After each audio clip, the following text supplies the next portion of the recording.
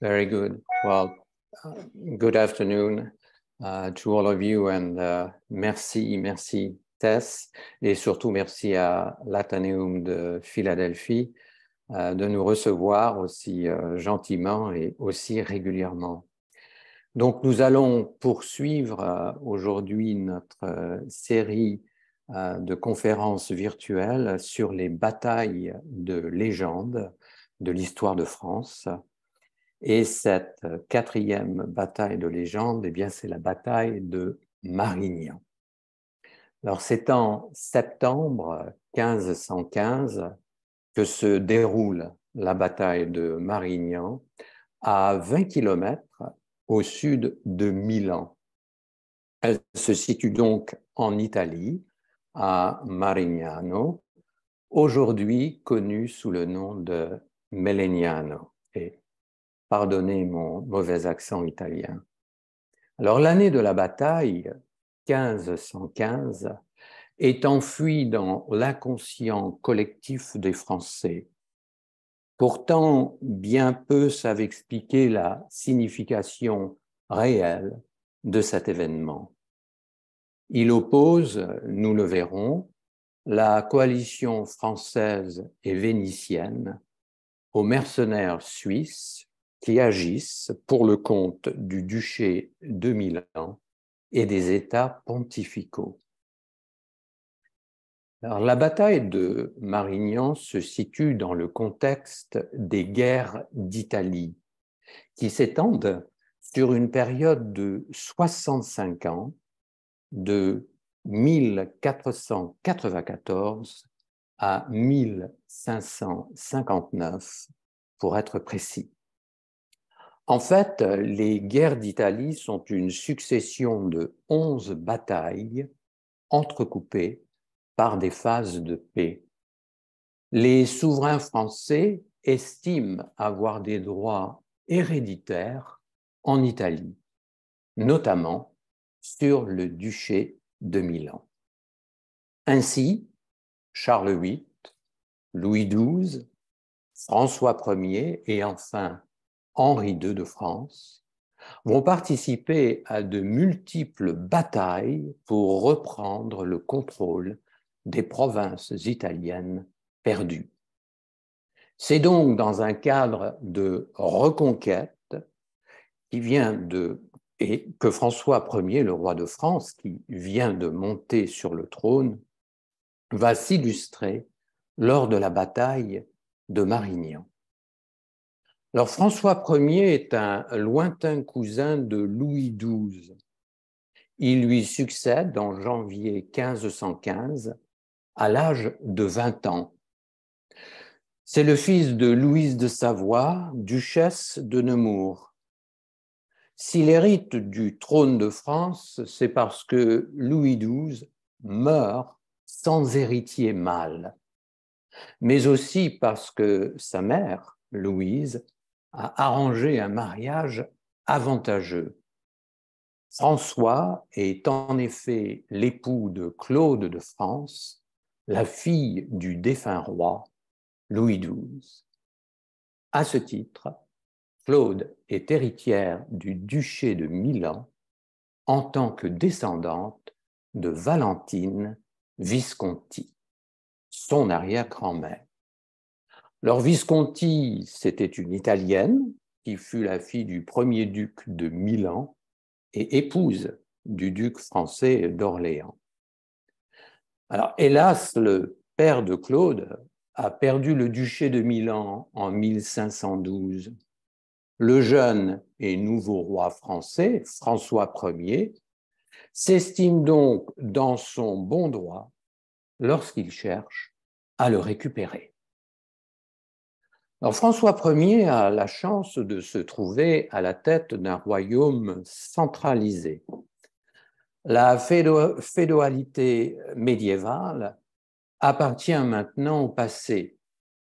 François est donc plus puissant et plus présent sur son territoire que ne l'avait jamais été aucun souverain français. Le royaume de France, le plus grand, le plus peuplé, est aussi le plus riche d'Europe. Avec 16 millions d'habitants, la France surpasse tous les autres États chrétiens. En réalité, lorsque François Ier se lance à la reconquête du duché de Milan, il ne fait que poursuivre la politique de ses prédécesseurs. Il souhaite chasser du pouvoir Maximilien Sforza, jeune duc italien de 22 ans, soutenu par le pape. Mais avant la reconquête de Milan, François doit s'assurer de la neutralité d'autres royaumes, dont l'Angleterre. Il décide donc d'acheter sa neutralité à Henri VIII d'Angleterre contre une forte somme d'argent.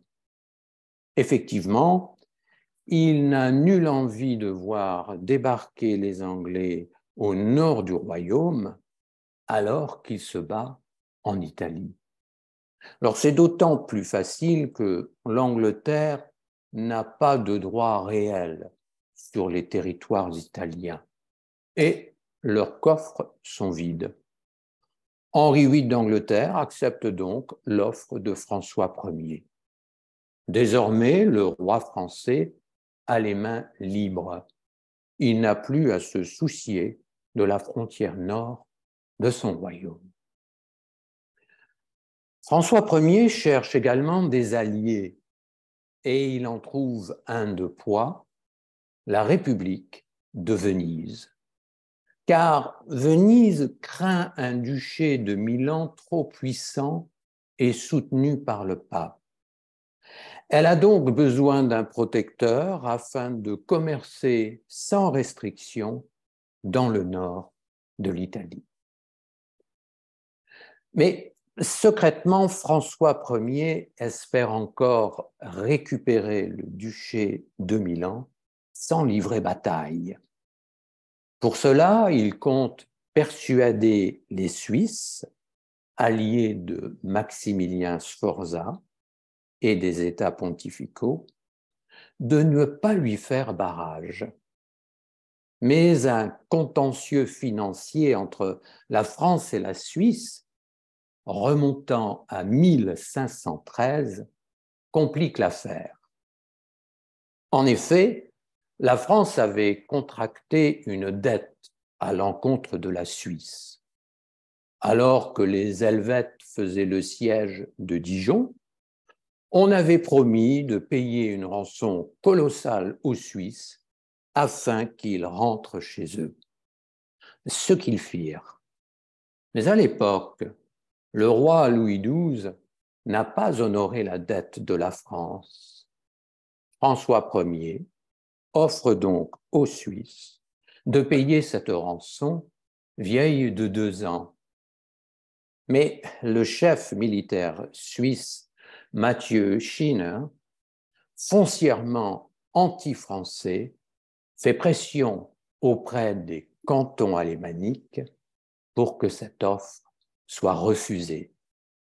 C'est donc un échec diplomatique pour François Ier, car maître des Alpes, les Helvètes contrôlent les points de passage stratégiques entre la France et le nord de l'Italie. Le roi devra donc affronter les redoutables mercenaires suisses s'il veut marcher sur Milan. Alors pour sa part, Maximilien Sforza, le nouveau duc de Milan, est monté sur le trône en 1512. Il est jeune, 22 ans, et a repris la couronne qu'avait perdue son père face aux Français en 1500. Et cette fois, il ne compte pas céder sa place à François Ier. Sforza bénéficie de l'appui du pape Léon X.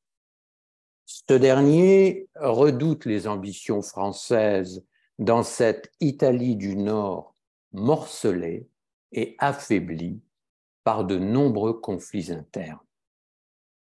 Mais si Maximilien Sforza est à la tête d'un duché très riche en terres agricoles notamment, il n'a hélas pas d'armée constituée.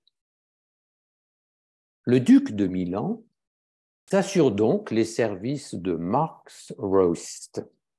Roest est un grand chef d'armée et vétéran de 61 ans, commandant les troupes suisses.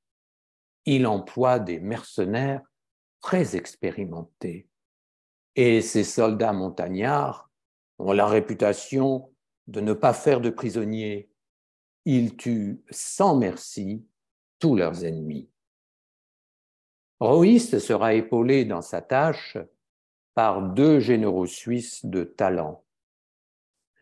Wattenwyl de Berne, 59 ans, un soldat émérite, et Werner Steiner de Zug, 23 ans, jeune, mais plein de fougue. On le voit donc, le duc Maximilien Sforza s'est attaché les services de mercenaires suisses téméraires qui ne craignent pas les Français. Alors, autre soutien du duc de Milan, le pape Léon X, qui désire unifier l'Italie morcelée sous l'autorité de Rome. Le pontife rêve de recréer la Rome des Césars. Léon X est de plus très lié au Suisse Mathieu Schinner. Schinner, qui avait battu Louis XII et avait obtenu le titre honorifique de libérateur de l'Italie et de protecteur de l'Église. François Ier a donc de nombreux obstacles sur la route de Milan, mais lui aussi peut compter sur des hommes de valeur. De nombreux seigneurs se sont joints à lui afin d'asseoir leurs privilèges au sein du royaume. En voici quelques-uns. Antoine Duprat, à 52 ans, il est chevalier de France. C'est un fin stratège militaire. Il n'interviendra pas directement sur le champ de bataille, mais c'est lui qui, des hauteurs, fera l'analyse stratégique du combat. Charles III, duc de Bourbon. Ministre de la guerre, c'est un soldat averti qui a déjà servi sous Louis XII. François Ier lui donne la direction de l'avant-garde à Marignan. Elle comprend notamment l'artillerie et 72 canons. Autre personnage, Charles IV, duc d'Alençon. C'est le beau-frère du roi. Il a 26 ans, il a déjà participé à plusieurs campagnes d'Italie, malgré son jeune âge. C'est lui qui va commander la cavalerie qui constitue l'arrière-garde de l'armée royale. Le chevalier Pierre Terrail Bayard, c'est lui aussi un homme clé du cercle royal. Il est connu sous le nom de chevalier Bayard, sans peur et sans reproche. À 40 ans, c'est une légende vivante. Superbe cavalier, il excelle aussi comme fantassin. Il manie l'épée avec une habileté extrême et c'est un duelliste hors pair.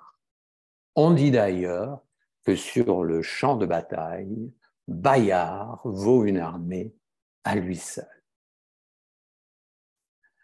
Autre personnage, Gaillot de Genouillac. À 50 ans, c'est le grand maître de l'artillerie de France.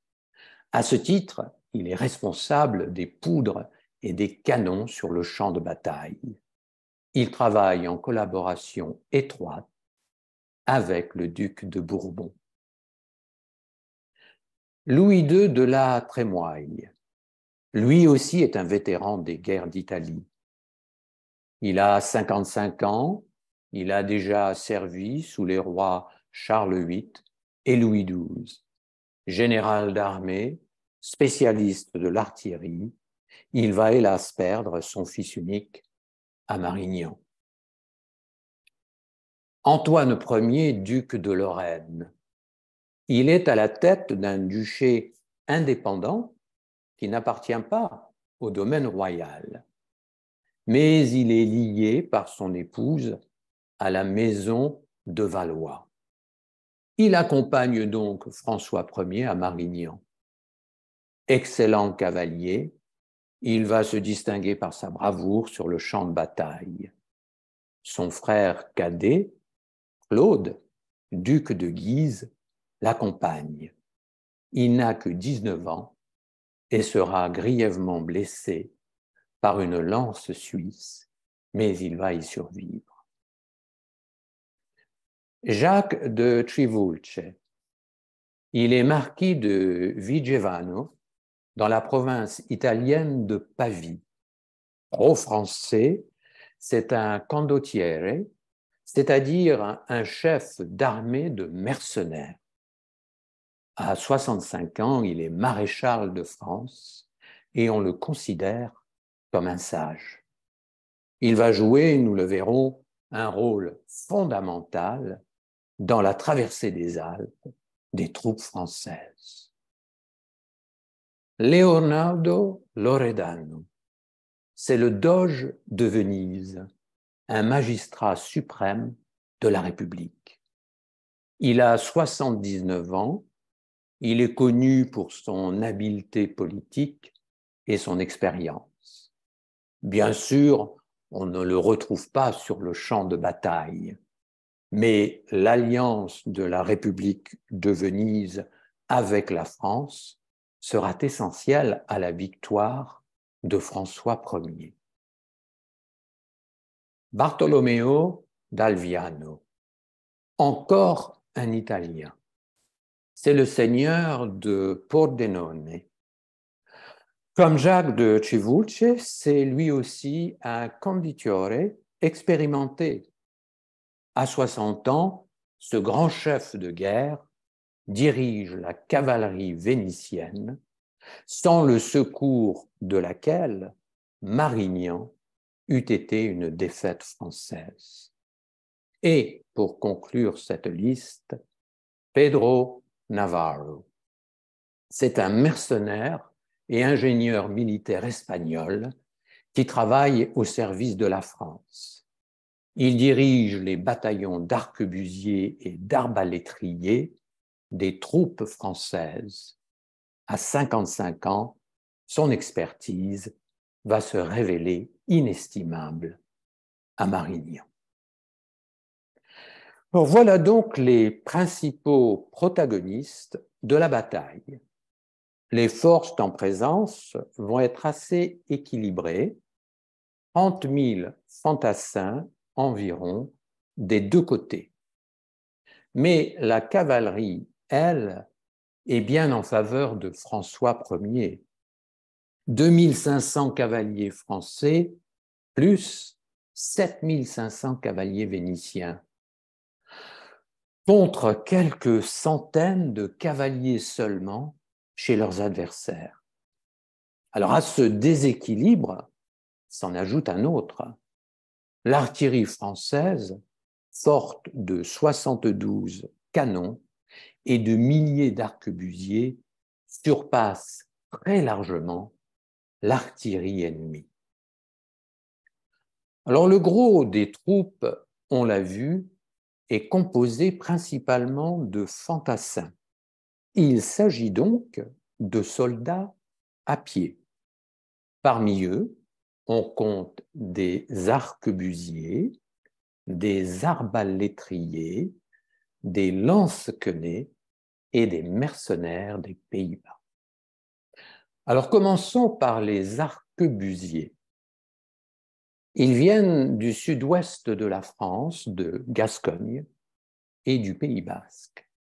Ces soldats, comme leur nom l'indique, sont armés d'arquebuses.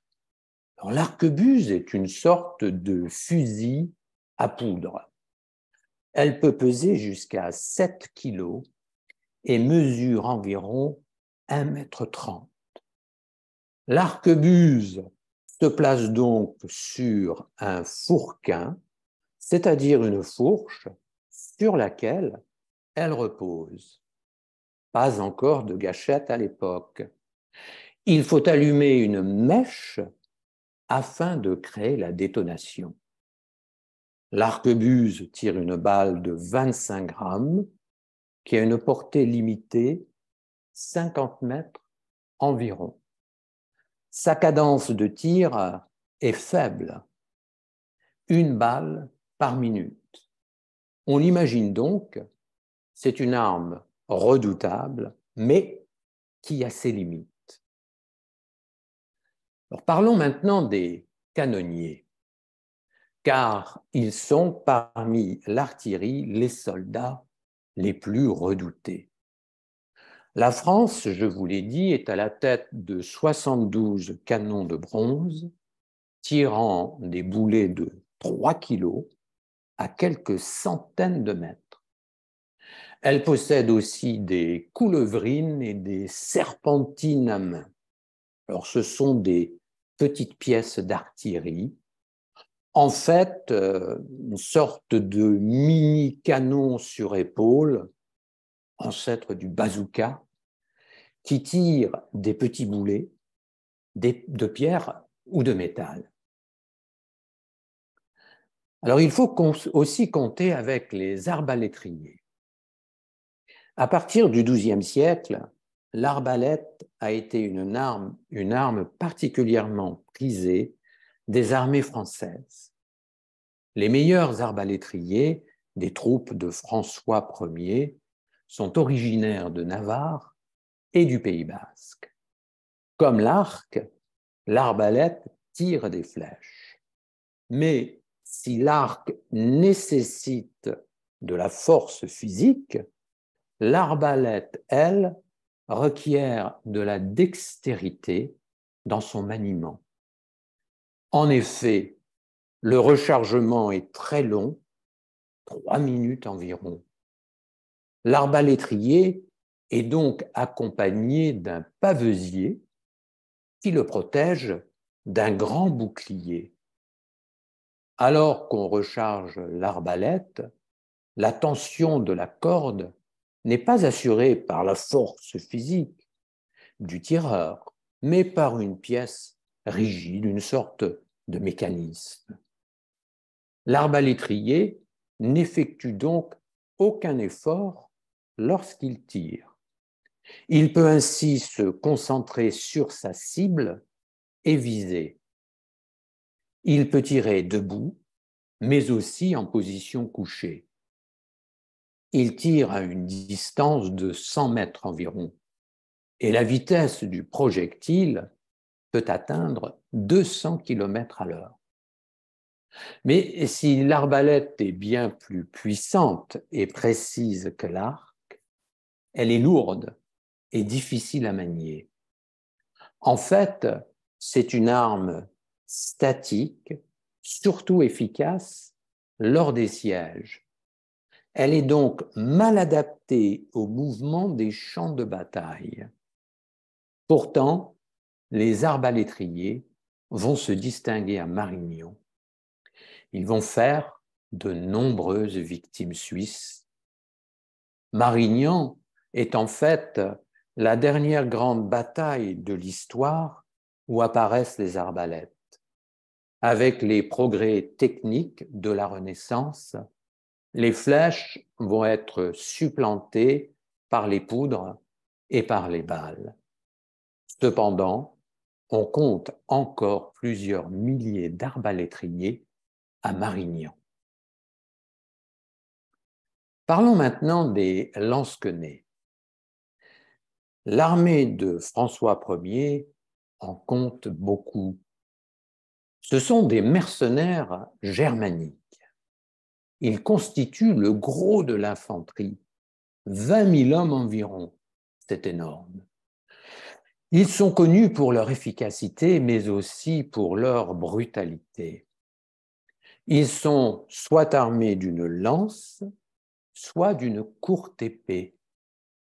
Leur lance s'appelle la hallebarde. Elle mesure environ 2,50 m. Le manche est en bois, la tête de la lance est en fer. La hallebarde est munie de pointes transperçantes ainsi que d'une lame de hache. C'est une arme très redoutée sur tous les champs de bataille. Alors, autres mercenaires des troupes de François Ier, ceux des Pays-Bas. Ils sont près de 6 000 hommes et ils sont surnommés la Bande Noire. Alors, ce sont de grands professionnels de la guerre avec, pour la plupart, 20 ans de métier. Ils sont armés de flamberges. Les flamberges sont des épées à la lame ondulée, en vrille. Lors d'un combat, la flamberge ralentit la glissade de l'épée adverse.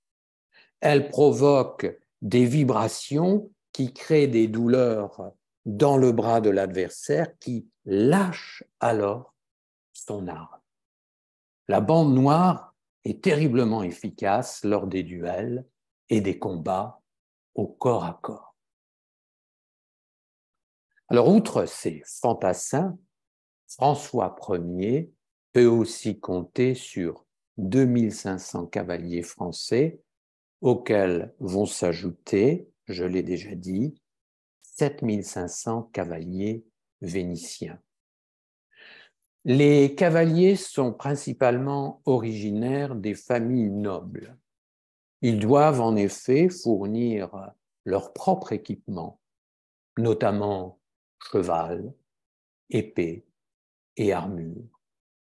Bien souvent, ce sont des fils cadets de la noblesse provinciale. La succession patrimoniale est en effet assurée par les fils aînés qui héritent de leur père. Les cadets cherchent donc à se distinguer auprès du roi afin d'obtenir une charge ou une position avantageuse en cas de victoire. La cavalerie constitue l'arrière-garde des troupes françaises.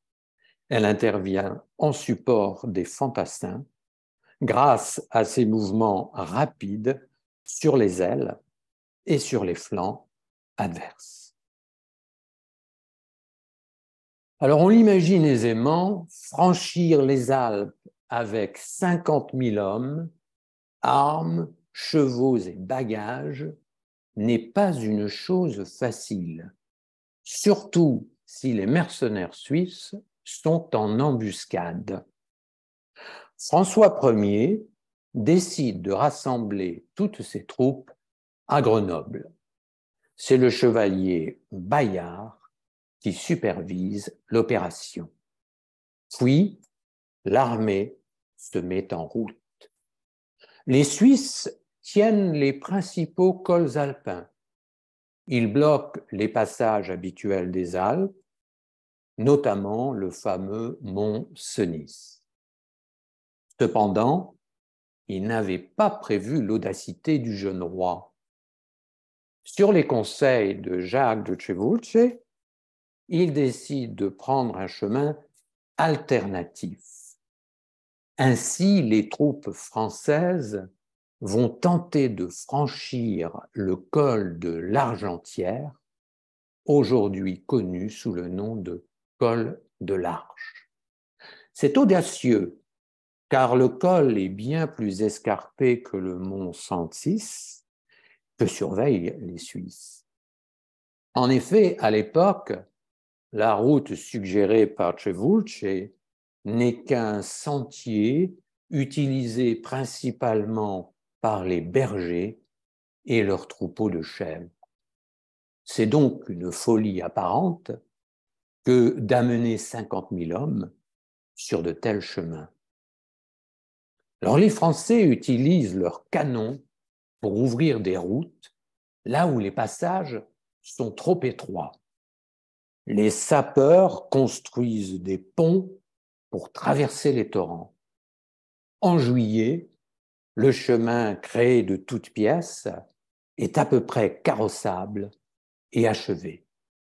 Et début août 1515, l'infanterie, la cavalerie et l'artillerie franchissent les Alpes. La traversée dure 3 jours. Alors, en passant par le col de l'Argentière, François Ier contourne par l'ouest les troupes suisses qui ne se rendent compte de rien. Et une fois les Alpes traversées, les Français bivouaquent à Turin. Alors l'apparition inattendue des troupes françaises dans la plaine du Pô choque les Suisses et les Italiens.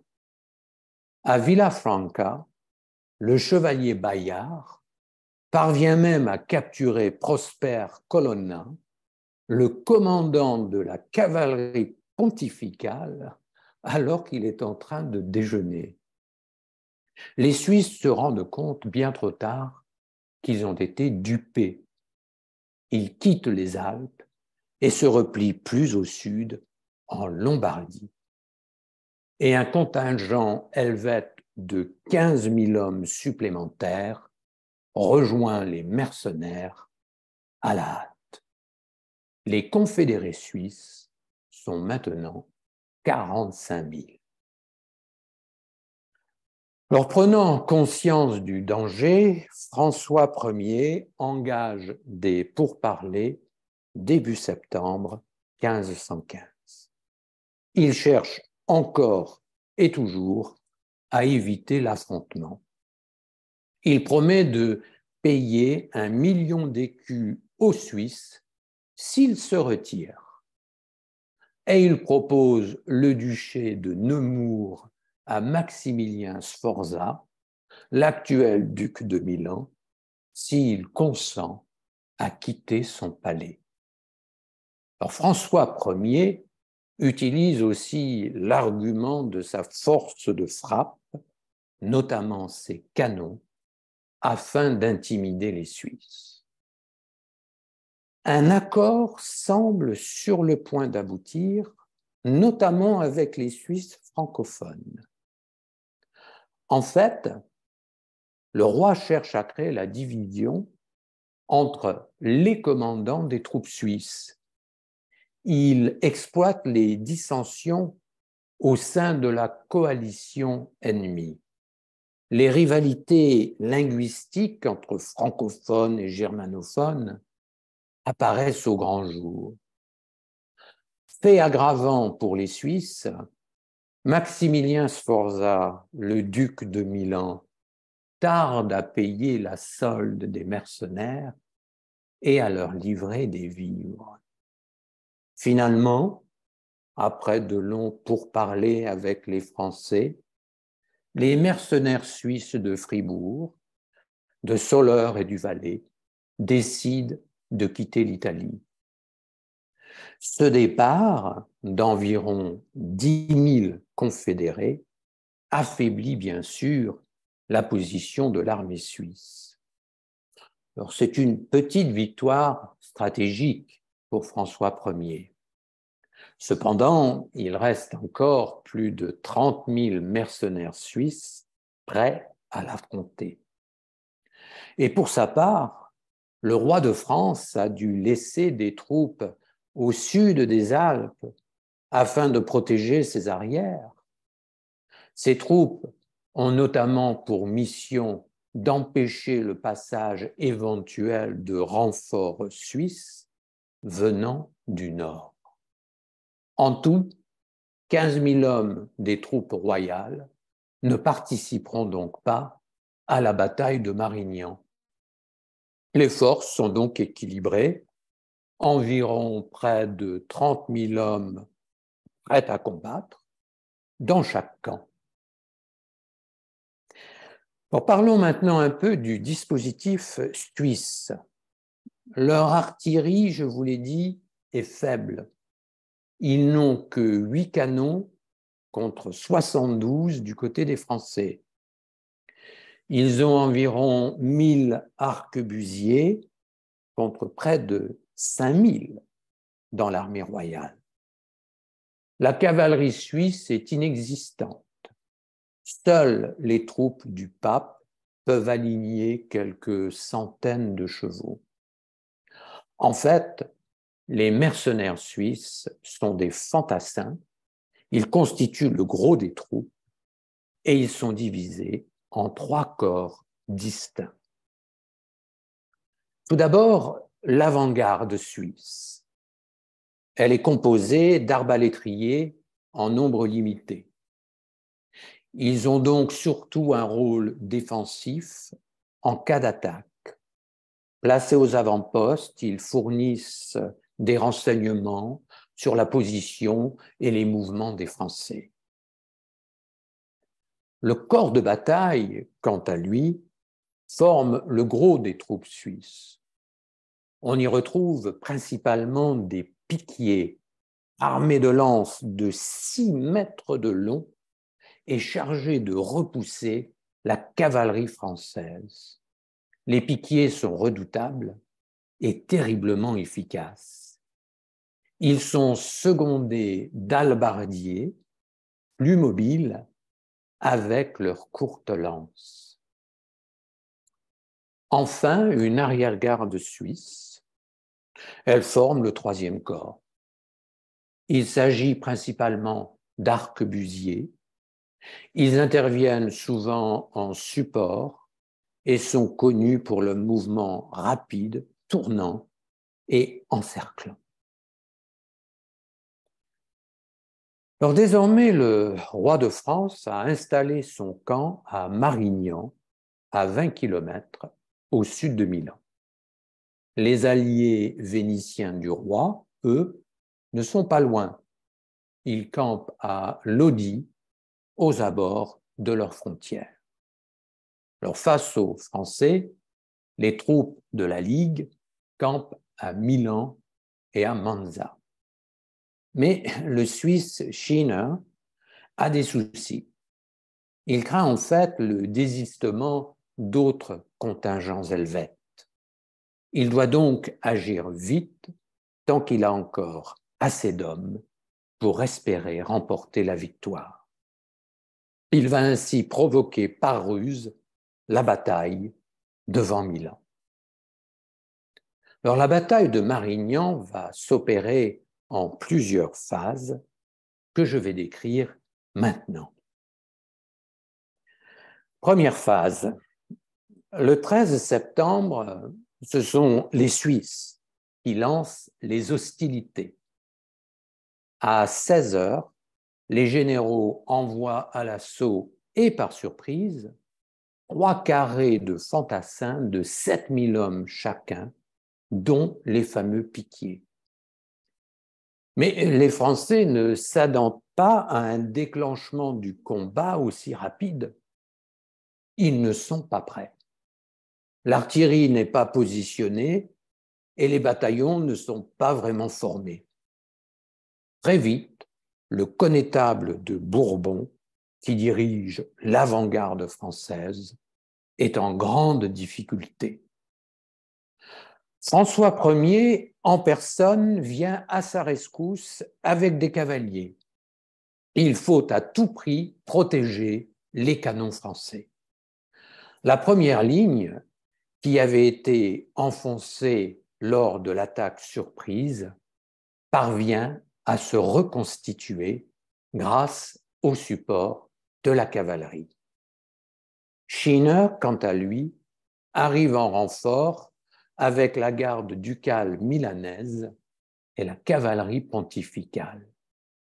Finalement, l'artillerie française s'est enfin positionnée. Les canons tirent sur les soldats de la Ligue. Grâce à l'artillerie, les Français parviennent à ralentir les Suisses. La cavalerie, qui s'est réorganisée, attaque l'ennemi par les flancs afin de ne pas s'exposer aux boulets. Les chevaliers Bourbon, Guise et Bayard sont à la manœuvre sous la direction de François Ier en personne. Mais la cavalerie est confrontée aux redoutables piquiers suisses qui provoquent d'énormes pertes. Troisième phase, le roi de France ordonne alors une attaque généralisée contre les Suisses. La chaleur est étouffante, le terrain est sec et poussiéreux. La fumée des canons ne fait qu'obscurcir le champ de bataille. Les soldats des deux camps, 60 000 en tout, s'égarent parfois dans les lignes ennemies sans s'en rendre compte. C'est une véritable boucherie. Le chevalier Bayard, tombé de cheval, évite la mort de peu. Il est contraint de ramper le long des fossés pour s'extirper du champ de bataille. C'est désormais une lutte au corps à corps, d'homme à homme. Les combats, acharnés et féroces, se poursuivent jusque dans la nuit. Finalement, à 23 heures, le ciel se couvre, la lune disparaît et l'obscurité est totale. Après 7 heures de lutte, les tambours tonnent, les trompettes sonnent le rappel. Les hommes, fourbus, assoiffés, affamés, essaient de rentrer dans leurs campements respectifs. Beaucoup, épuisés, dorment sur le champ de bataille, à même le sol. Le roi lui-même, égaré dans la nuit, s'allonge le long d'un canon ennemi abandonné. Il dort dans son armure, au milieu des corps qui jongent le sol. Les entrailles des morts répandent leur mare de sang. Des blessés aux bras ou aux jambes arrachés gémissent dans la nuit noire. C'est un enfer. Et à ce titre, Marignan marque le début des guerres modernes avec le déchaînement de l'artillerie et des boulets de canon. C'est la fin des batailles chevaleresques que l'on avait connues au Moyen Âge. Quatrième phase. Au matin du 14 septembre, les hostilités reprennent. Ce sont encore une fois les Suisses qui attaquent les premiers. Avec 5000 hommes, ils s'acharnent à enfoncer le centre du dispositif français dirigé par François Ier en personne. Fort heureusement, le sénéchal d'Armagnac, qui dirige l'artillerie française, a repositionné ses canons. Et grâce à ses arquebusiers et ses arbalétriers, il fait des ravages parmi les troupes de la Ligue. Pourtant, les Suisses, vaillants, continuent leur offensive. Rien ne semble pouvoir les arrêter. Ils parviennent à enfoncer l'aile gauche de l'armée française dirigée par le duc d'Alençon. Même les fameux lansquenets allemands ont du mal à ralentir la poussée des Suisses. L'ardeur et la bravoure des mercenaires ennemis fait craindre la défaite à François Ier. Mais soudainement, à 8 heures du matin, alors que l'armée française semble plier, les Vénitiens, alliés des Français, arrivent avec 15 000 hommes. Bartolomeo d'Alviano est à la tête d'une cavalerie légère et il a avec lui aussi 12 000 fantassins. Sa cavalerie est composée d'estradio, c'est-à-dire de mercenaires des Balkans d'origine grecque et albanaise.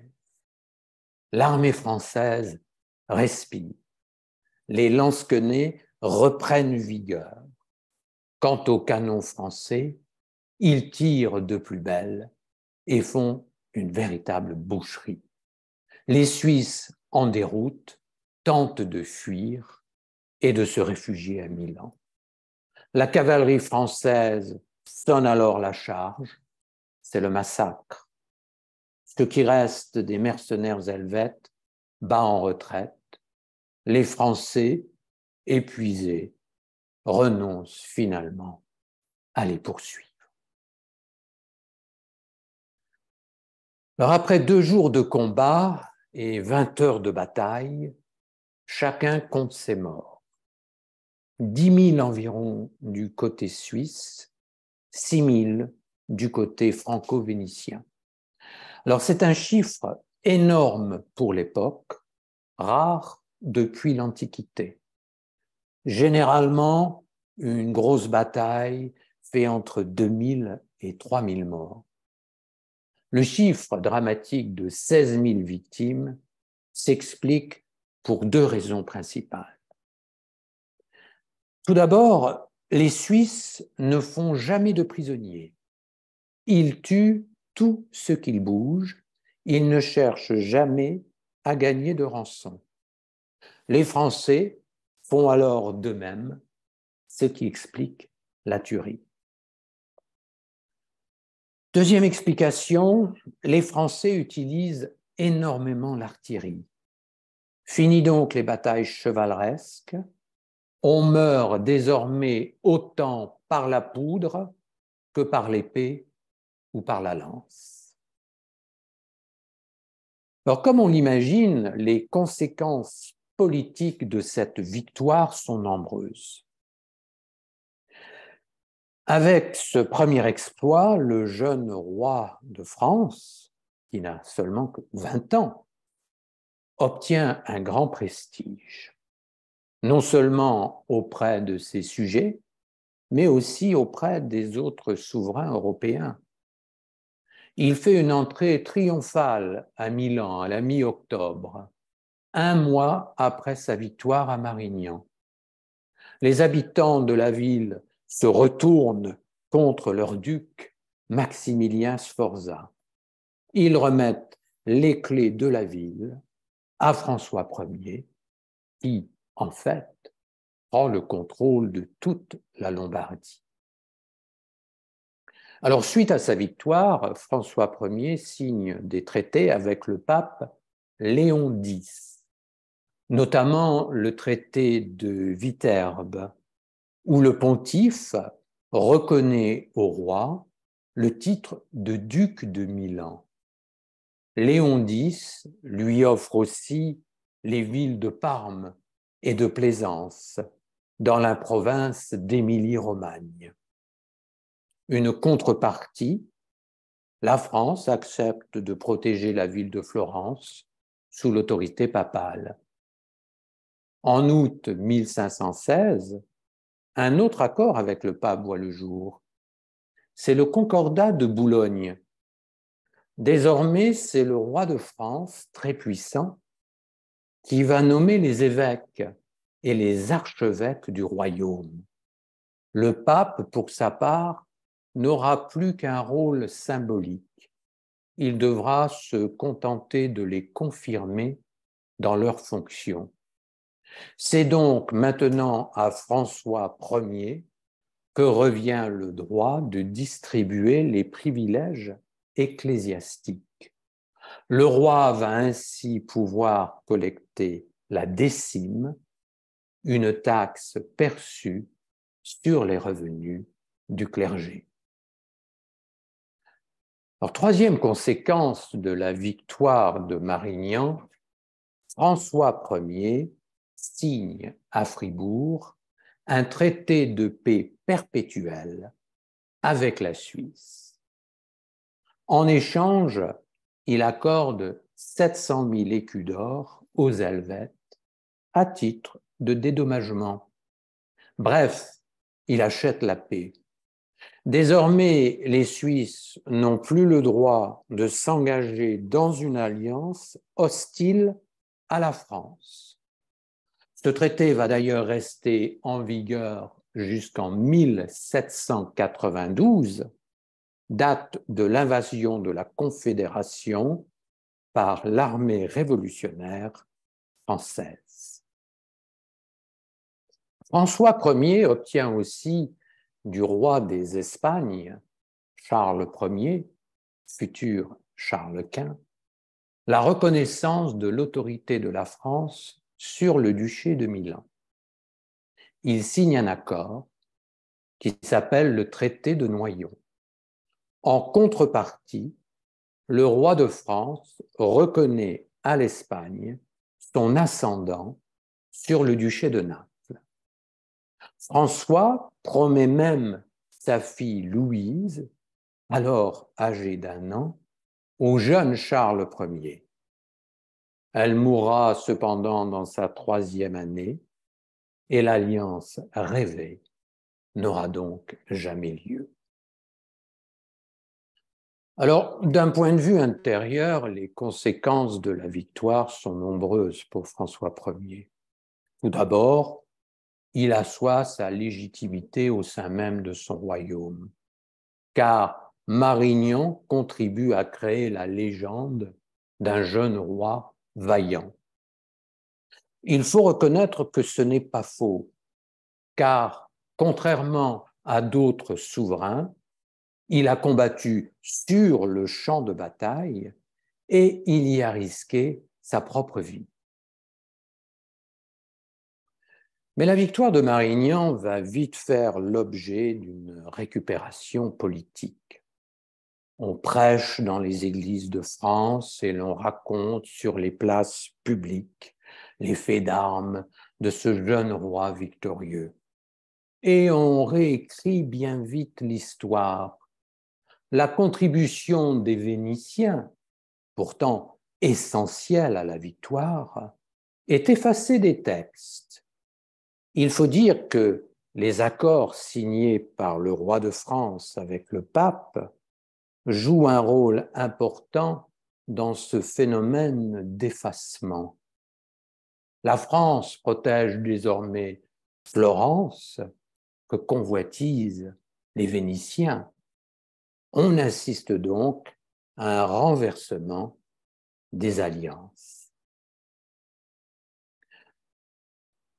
La victoire française aura pour conséquence de faire rentrer la France de plein pied dans la Renaissance, qui a vu le jour, bien sûr, en Italie. François Ier ramène d'ailleurs en France un certain Léonard de Vinci. En 1518, Léonard de Vinci est chargé d'organiser au château d'Amboise de grandes festivités.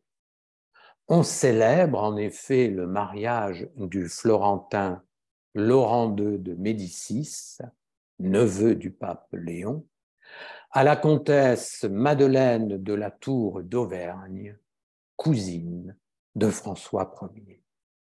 Ils donneront d'ailleurs naissance à la célèbre Catherine de Médicis. Léonard de Vinci reconstitue pour l'occasion le spectacle de la bataille de Marignan et l'on voit le roi de France parader pour l'occasion au milieu de 10 000 figurants. Alors la même année, en 1519, François Ier, tout auréolé de gloire, prétend à l'élection impériale. Il souhaite devenir empereur du Saint-Empire romain germanique. Mais c'est son rival, Charles de Habsbourg, roi des Espagnes, qui est choisi comme empereur. Il se nommera Charles Quint. Roi de Naples et de Sicile, il est aussi duc de Bourgogne. Et à ce titre, il est l'ennemi de François Ier, car depuis des siècles, les ducs de Bourgogne souhaitent préserver leur indépendance face au royaume de France.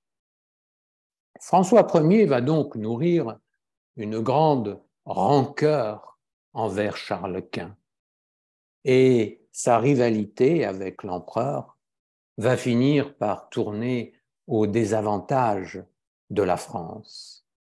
En 1525, 10 ans après Marignan, le roi de France est battu à la bataille de Pavie. Son ancien allié, le connétable de Bourbon, s'est retourné contre lui et a fait alliance avec Charles Quint. François Ier est fait prisonnier et doit alors renoncer à l'Italie.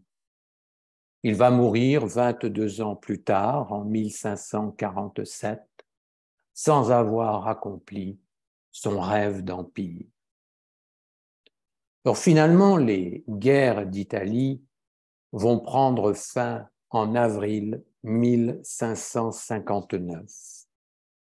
Henri II, successeur de François Ier, abandonne alors toute prétention sur l'Italie.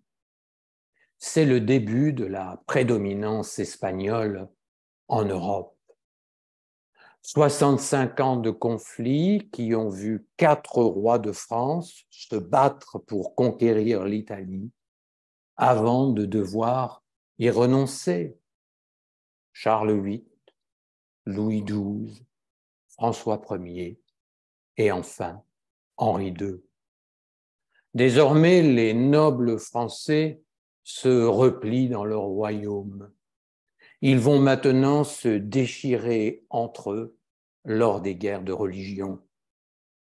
Mais cette bataille aura réussi à imprimer dans l'histoire de la Renaissance française la réputation usurpée de grand conquérant de François Ier.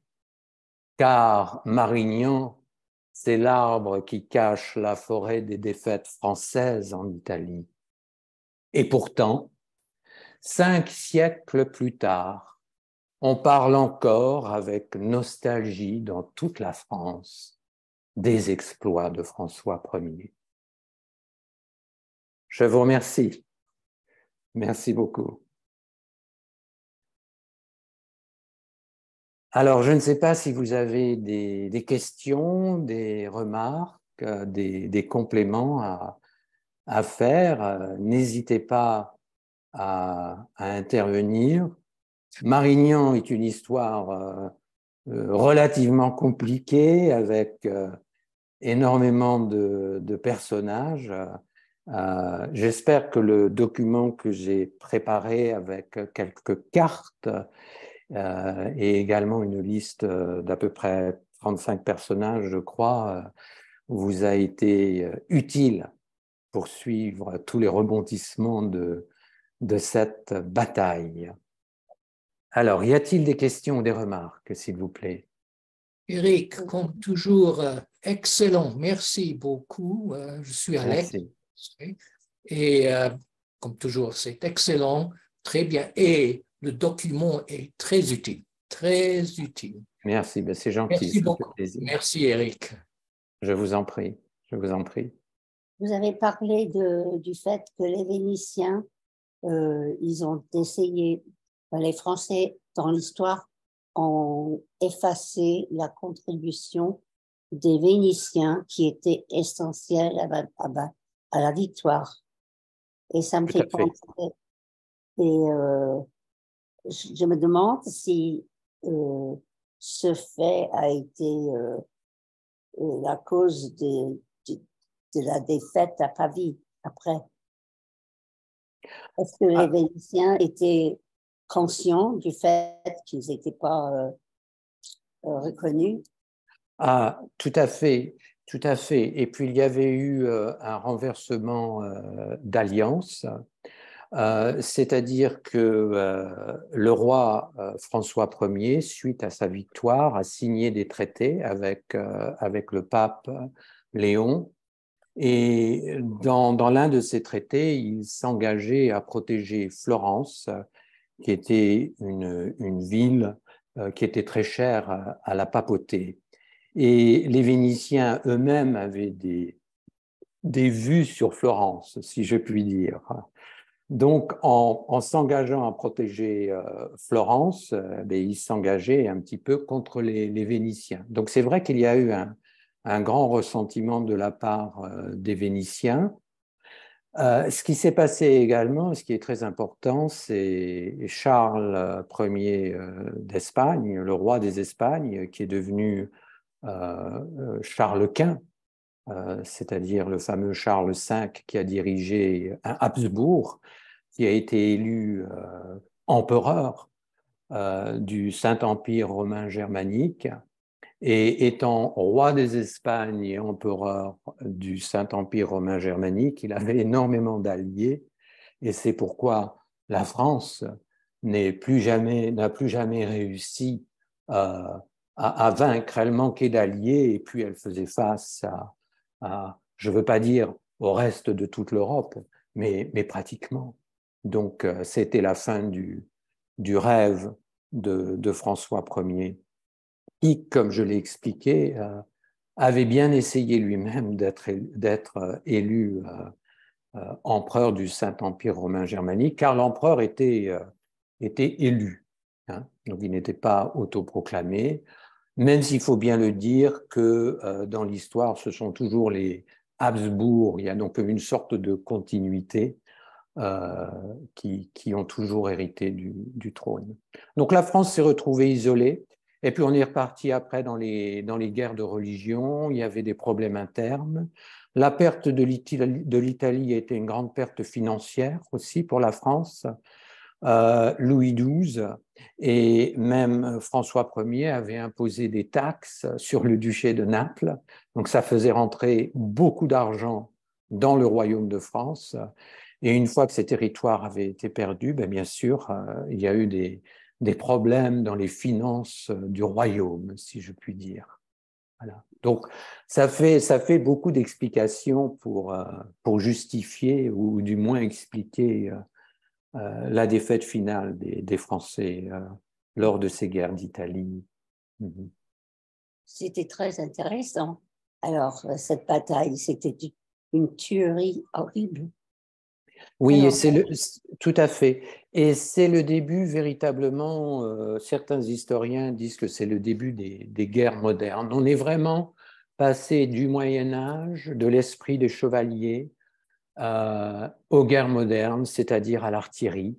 Et l'artillerie, avec les bombes, les canons, les arquebuses, les balles, va totalement changer la stratégie des batailles ensuite.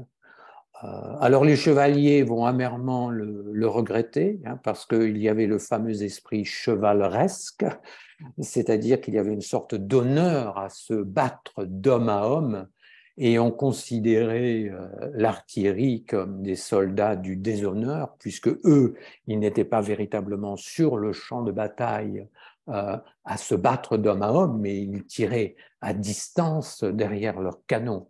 Donc il y a eu énormément de rancœur, mais la modernité l'a emporté, comme je l'ai dit, les lances, les flèches, tout cela a petit à petit commencé à disparaître. ce qui m'a impressionné, c'était presque comme, je dirais pas une guerre internationale, mais quand même régionale, avec la participation des Flamands. Vous avez dit Flamands, oui? Oui, alors il y avait voilà, c'est-à-dire qu'il y avait des Ah, troupes alémaniques, oui, il y avait des combattants des Pays-Bas, oui, oui, donc, des Pays-Bas. et ils étaient mercenaires. Alors les mercenaires, ce sont donc des soldats que l'on va payer. Donc eux, ils se battent pour l'argent, hein. Ils ne se battent pas pour une cause, ou ils se battent pour celui qui paye le mieux, si je puis dire. Et les Suisses eux-mêmes étaient des mercenaires. Donc les Suisses étaient payés par le duc Sforza de Milan. Et c'est pourquoi le roi François Ier, qui a essayé d'éviter la bataille, à essayer de les acheter, de payer encore plus et dire je vous donne cette somme d'argent, rentrez à la maison et moi je m'occupe de Milan et ça va être vite réglé. Mais ce n'est pas comme ça que ça s'est passé. Une dernière question. Je me demande si le récit de la bataille du côté des Italiens serait différent de ce que vous avez présenté. Sans doute, quoique j'ai moi-même souvent mentionné l'Italie pour faire simple, mais l'Italie, si vous regardez la carte, n'existait pas. En fait, elle était extrêmement fragmentée, elle était morcelée en petits duchés, en petites principautés, en villes indépendantes, en petites républiques. Donc, ce n'était pas un ensemble cohérent. Donc, il est difficile, si je puis dire, pour l'Italie d'avoir une histoire italienne. Les Vénitiens, qui sont bien en Italie, étaient du côté des Français. Les États pontificaux, donc les États du pape, finalement, une fois que François Ier a gagné, ont fait alliance avec la France. Et c'était ça le problème des guerres d'Italie. Il y a eu 11 batailles, elles étaient toutes différentes et les alliances ne faisaient que changer. Marignan, c'était la 5e bataille. La 4e bataille de Marignan, c'était une autre bataille encore avec d'autres pays qui étaient intervenus. Donc c'est très très délicat, hein, ces guerres d'Italie. Ça changeait tout le temps. Les alliances changeaient en permanence. Donc, ce n'est pas simple du tout. C'est surprenant. Oui, mais ce qu'il faut bien comprendre aussi, c'est que dans toutes ces histoires de succession, l'Espagne, la France, par exemple, pouvaient tous les deux prétendre à Milan et même à Naples, à cause des grands-mères et des arrière-grands-mères, des mariages qui s'étaient passés il y a un siècle, etc. Donc, on était toujours l'arrière-petite-fille de quelqu'un qui était la duchesse de Venise ou la princesse de Milan, enfin, etc., ou la princesse de Naples. Donc, tout ça a expliqué un petit peu, à cause de tous ces mariages entremêlés, ces batailles. Et chacun pensait bien sûr qu'il était dans son bon droit. François Ier était convaincu que le duché de Milan revenait à sa femme, Claude, puisqu'elle était l'arrière-petite-fille de la duchesse de Milan. Voilà. Et oui. Merci beaucoup, c'était très, très intéressant. Merci, c'est gentil. Merci. Eric, j'ai une question aussi. Qu'est-ce que vous pensez? Y a-t-il une liaison entre le fait qu'il y a 3 régions en Suisse, italienne, française et germane, et les événements de qui vous avez parlé? Oui, alors la Suisse confédérée était un État qui était relativement récent. Donc c'était en fait une agglomération de ce qu'on appelle des cantons, hein, dans la Suisse. La Suisse ensuite va rester très unie principalement grâce ou à cause, comme on veut, de la religion. Ils étaient principalement protestants. Hein. On connaît tous l'histoire de Calvin, par exemple, qui est le français, hein, qui s'était installé en Suisse. Et tout ça, ça va créer une sorte d'unité et d'esprit suisse. Mais une chose que je peux dire, c'est que une fois que les Français ont gagné à Marignan, les Suisses, qui étaient très, très redoutés et qui avaient été redoutés pendant des siècles comme mercenaires, hein, c'était de farouches combattants, eh bien, on ne les a plus beaucoup vus durant les guerres, sur les terrains et sur les batailles. Et certains historiens disent que cette fameuse neutralité suisse remonte justement à ce traité de paix perpétuelle qu'avait signé la France avec la Suisse. alors, je n'ai pas étudié l'affaire suffisamment pour me prononcer avec détail, mais c'est sans doute une des raisons principales de cette fameuse neutralité suisse que nous connaissons toujours. Merci, merci beaucoup. Merci. Bonjour Eric, merci Bonjour. infiniment pour cette magnifique histoire.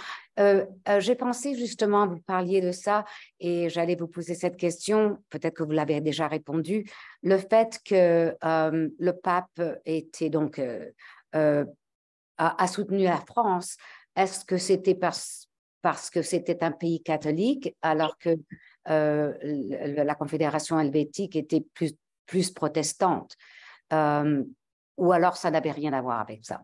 Non, non, ça n'avait rien à voir, puisque lors de la bataille de Marignan, les États pontificaux, avec leur cavalerie, ont participé à la bataille aux côtés du duché de Milan et des Suisses. Donc, c'était une sorte, ils ont fait une sorte de ligue anti-française et anti-vénitienne. Donc, il n'y avait absolument aucun rapport. Non, je pense que le pape, comme tous les dirigeants, le pape, il avait ses États pontificaux. Si vous regardez la carte, ces États pontificaux sont quand même relativement importants. Il s'est dit, bon, le roi de France, c'est quand même le roi du royaume le plus puissant et le plus grand d'Europe à l'époque, 16 millions d'habitants, un royaume très riche. Il venait en plus de conquérir Milan, donc finalement, bon, pour éviter peut-être d'autres représailles ou une poussée de François Ier plus vers le sud et vers les États pontificaux, voilà, alors autant signer des accords qui nous protègent les uns les autres. Donc, je pense que c'est ça principalement la motivation. Mais il n'était pas pro-français au départ, certainement pas. Ah oui, d'accord. Et puis ça arrangeait bien la France aussi, quand même, d'avoir le pape de son côté, parce qu'il avait quand même une grande influence sur les affaires européennes. Oui, bien sûr. Donc, c'est toujours bon d'avoir le pape de son côté, enfin, surtout à l'époque. Ouais. Merci beaucoup. Merci.